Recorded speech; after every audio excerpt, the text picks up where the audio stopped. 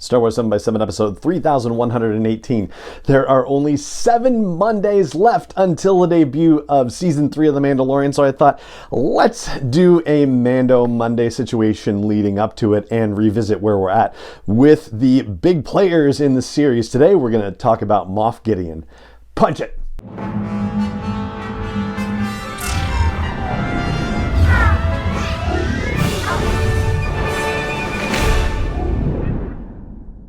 Hey Rebel Rouser, I'm Alan Voivod and this is Star Wars 7 by 7, your daily dose of Star Wars joy, and thank you so much for joining me for it. So Moff Gideon was kind of a shadowy bad guy in the first season of The Mandalorian. He was briefly mentioned in the 3rd episode, The Sin, but he didn't actually show up in the series until episodes 7 and 8, and we found out from him that he was just brutal and sadistic. He had no problem with killing his own men if they were in the way of what he wanted to do. He killed an officer for trying to talk to him and interrupting him in the middle of something, like super petty stuff. Killed the client's stormtrooper escort that was with him, just utterly wiped him out. And then, of course, there was that shocking reveal at the end of season 1 when we find out that Moff Gideon is in possession of the Darksaber, that legendary Mandalorian lightsaber. So what we know about that is that it was handed off to Bo-Katan by Sabine Wren during the Star Wars Rebels series. That happened in 2 BBY, 2 years before the Battle of Yavin. We still don't have a date for the Great Purge of Mandalore, so sometime, presumably, between 2 BBY and 0 BBY, that would be the educated guess, comparatively speaking, seems to be when the purge may well have taken place. I guess it could have happened also sometime in between Star Wars and The Empire Strikes Back in that 0 to 3 BBY, or 0 to 3 ABY space, I should say, but probably more likely in the intervening days prior to the destruction of the Death Star. Now, related to that is the fact that Moff Gideon was an ISB agent at the time of the Great Purge. So this actually suggests the potential for a link to season 2 of the Andor series. And it could have been a link to season 1 as well, because we obviously saw the Imperial Security Bureau during season 1 of Andor. Moff Gideon could have just been Mr. Gideon, Supervisor Gideon, walking around those halls during that season. And there's a part of me that wants to just super analyze all the footage anywhere near the Imperial Security Bureau to see if he was lurking in the background of a shot or something like that. But one thing we know for sure is that he will be a part of the ISB at the time of the Great Purge, which seems like it will happen concurrently during the events of the back half of season 2 of Andor. I don't imagine that we will actually see that in Andor. It seems really unlike the kind of content that they would be creating for that series, but I could certainly envision a world where somebody makes a reference to it. Certainly when we see the Imperial Security Bureau in season 1 of Andor, they're talking about various operations in their meetings and so forth, so there are little winks and nods to things, and I wouldn't be surprised to hear something related to the Great Purge of Mandalore just being mentioned, or some sort of engagement on Mandalore being mentioned during the series. There's one other aspect of this too that also makes me want to question something about a presumption that we've made here on the podcast in previous episodes. So one of the things that we also find out about Moff Gideon is that he faked his execution for war crimes. So he was alleged to be dead, and of course he's not, and reappears many years later with a title of Moff, based on what we know from the fall of the Empire and that sort of intervening period, especially as we see it in the Aftermath novels by Chuck Wendig. There are people who just adopt the title of Moff and say, I'm in charge of this sector now. So it's very likely that a similar situation happened with Moff Gideon. Now, I had previously theorized that Navarro was somewhere nearby Mandalore in the galactic northeast, if you're looking at the galaxy from the top down.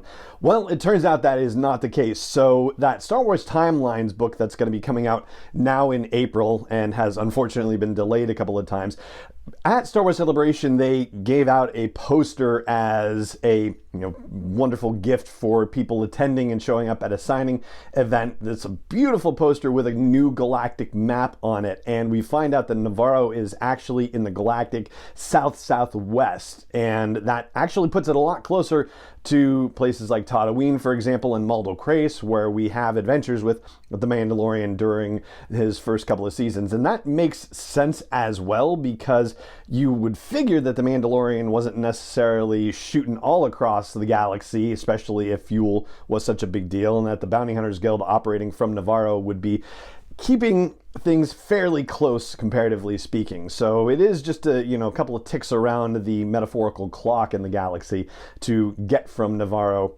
to Tatooine, say, for example. But this makes sense with Gideon particularly. If he had been known to be on Mandalore and then needed to fake his death and disappear, he disappeared basically to the opposite side of the galaxy. Now, in Season 2 of The Mandalorian, we actually get much more of Moff Gideon, and excitingly, Giancarlo Esposito has said that we will see even more of Gideon in future seasons as well. He's a terrific villain, so that's fantastic. We get him in 5 episodes in Season 2, one of which is just a hologram appearance, but it's a meaningful one because we find out that he is inspiring enough fanatic loyalty that he can give an order for an Imperial captain hauling a bunch of weapons to kill his pilots and take the ship down. This happens on Trask when Bo-Katan is trying to steal this weapons cache, and the captain is going to just slam the ship into the sea and kill everyone aboard, including himself, and make the weapons get lost. And when he is prevented from doing that, he bites down on an electrified suicide pill. So yes, this is the kind of loyalty that Moff Gideon inspires and demands from his people, and gets. And even more nefariously, we find out that he had a secret laboratory on Navarro where he was experimenting using Grogu's blood to create some kind of cloning situation, some sort of strand cast thing, which may or may not be linked with activities that the Fallen Empire was pursuing that we saw come to fruition during the Rise of Skywalker. And I guess technically even before that with Supreme Leader Snoke in The Force Awakens and The Last Jedi, but still. Then later on in the season, he steals Grogu away from the Mandalorian, and when the Mandalorian finally catches up to him, he basically says, yeah, you can have him, I'm done with him, I've got what I needed out of him.